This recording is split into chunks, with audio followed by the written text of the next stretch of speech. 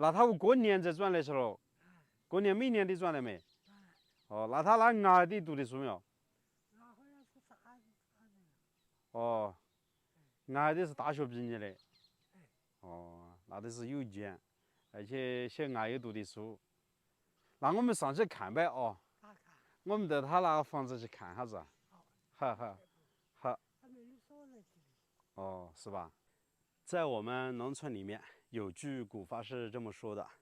一家人想要发家致富，尤其是发大财，小孩子当大官，祖坟要埋得好，然后房子建的位置风水宝地，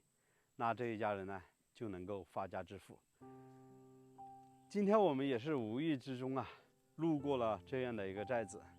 刚刚在底下碰到了一个老大爷，他告诉我说，寨子里面有一户人家，现在资产上千万，就是我身后的这栋房子。他们家呢在外面开厂的，很有钱哦，每年过年的时候才会回来几天。这栋老宅呢，前些年重新翻修了一下，应该是重建了一下。其实寨子里面有几十户人家，大部分呢都搬下山了，这边因为交通不太便利嘛，但是他们家呢依然不舍得离开这个地方，选择把房子重建，然后还花了很多钱。前些年呢建了那栋房子，加上这个凉亭，整修了这条进入房子的马路，前后花了100多万呢。看，在这样的大山里面住着还是非常安逸的。那我们比较好奇的就是这栋房子为什么会发家致富呢？在这里赚了这么多钱，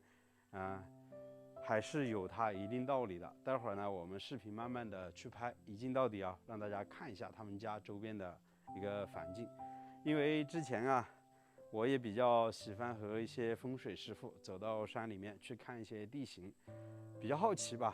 我每走到一个寨子，我总会去询问这个寨子有没有一些大官有没有一些大富大贵的人家。好像每次走下来之后，总会感觉寨子里面总有那么为数不多的几栋房子是特别好的。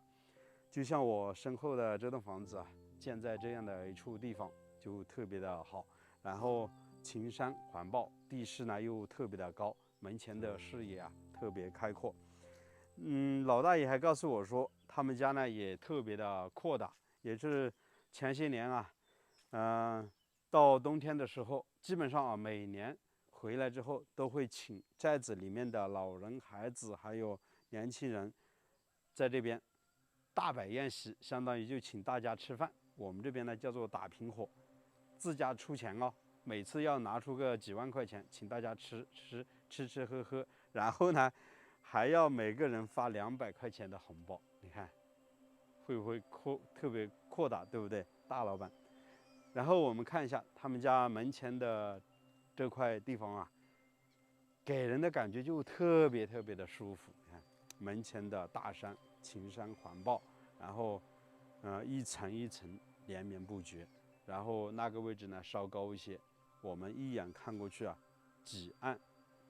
齐眉，对不对平眼看过去给人的感觉特别的舒服。要是这栋房子建低了一点，那就要抬头往上看了，可能也不太好。刚刚是凭着这个视野看过去，给人的感觉是特别舒服的。然后底下呢是有一条峡谷，峡谷底部呢是有小溪流的，然后这些大山呢是一层一层的向这边看过来，相当于呢整个大山都是围绕着他们家的这个方向看过来，所以也就造成了他们家在这边特别的兴旺。其实整个寨子几十户人家，只有他们家，然后那边还有一户考酒，那家人呢也是比较有钱的。我在想，这样的房子建在这样的地理位置，还是有一定因素的。现在可惜房门是紧闭，我们没办法进去的。这栋房子呢，通过镜头我们也可以看到，是一栋3开间的这个砖木结构的房子，中间呢是客厅，两边都是卧室，加上一处厢房，然后还建了一个吊脚楼。吊脚楼呢是纯实木结构的，然后底下呢是装了很大的一扇玻璃，窗户上呢做了一些简单的雕花，应该是有些亲朋好友过来啊，在这边做一个接待，可能会吃饭之类的。整个院子呢都打上了一个水泥地面，将近有70-80个平方左右，然后外面呢用花瓶柱做了一个护栏。整个小院啊占地面积将近也就200多300个平方左右，没有多大，但是感觉特别的温馨吧。这样的小院住在里面，给人感觉还是特别舒服的。在附近的乡镇，大家都知道他们家也是特别有钱的，都是出了名的。然后在门前的这块区域专门修了一个停车坪。其实在农村里面有这么宽的一处地方，尤其是像这样的大山里面是特别不容易的。只要他们家一家人过年回来的时候，哦哟，这个位置呢络绎不绝，经常有人过来拜访他们家，然后这边啊都停满了车子，那边还专门修了一个凉亭。其实人多的时候，每次到过年聚餐的时候，整个这一块啊都会摆满桌椅，加上他们家的院坝，一开呢就是好几十桌，在这边呢开长桌宴，大家在这里唱歌跳舞吃喝，哇，特别特别的热闹。有机会的话，到过年下次我过来拍一个视频分享给大家。门前的这些竹林呢，长势都挺不错的，能保留的还是给它全部保留下来了。这片呢都是楠竹，中间呢有棵大树。其实整个寨子呢，他们家不是最高的一栋建筑，在他们家的上方还有两三栋房子，但是呢，唯独就他们一户人家，日子呢是过得特别的好。这边是他们家的菜园子，因为常年外出，所以菜园子里面基本上没种什么菜，应该是邻居家在这边种了一些辣椒苗、小白菜，那边还种的有些香葱。其实这个时候我就在想，整个寨子这么多户人家，偏偏就他们家发家致富，而且赚了大钱。你看底下的那栋房子破破旧旧的，距离他们家也就10来米，那为什么那户人家就没有像他们家那么有钱，那么发财呢？究竟什么原因呢？就是房子距离特别近的。我认为啊，一家人要想发财致富，肯定有一个主心骨，